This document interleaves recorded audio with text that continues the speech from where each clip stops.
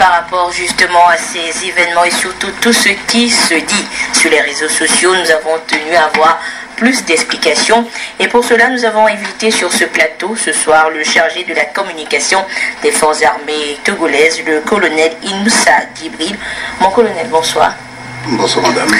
Samedi dernier, des marches ont été organisées dans certaines localités du pays sur initiative du PNP. Des marches qui ont été marquées par des incidents.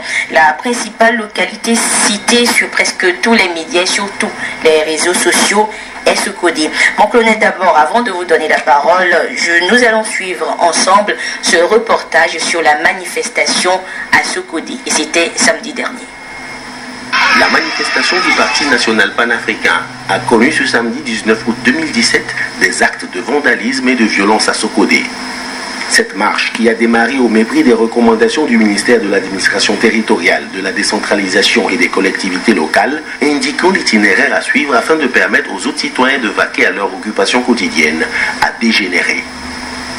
Ces manifestations ont également été caractérisées par plusieurs constats. Des manifestants brandissant de nombreux fusils dont on ignore l'origine, détenant des poignards et qui s'en sont pris jusqu'au sang aux forces de l'ordre qui n'ont eu pour tort que de suivre les consignes de la hiérarchie de ne pas riposter par des coups de feu.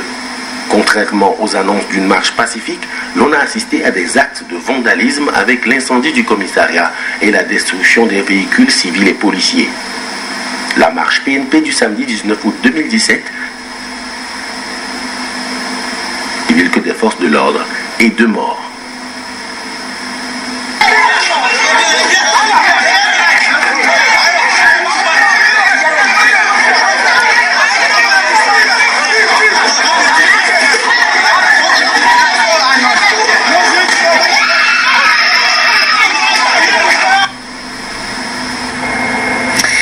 Voilà donc quelques images de ce qui s'est passé samedi dernier du côté de Sokodé.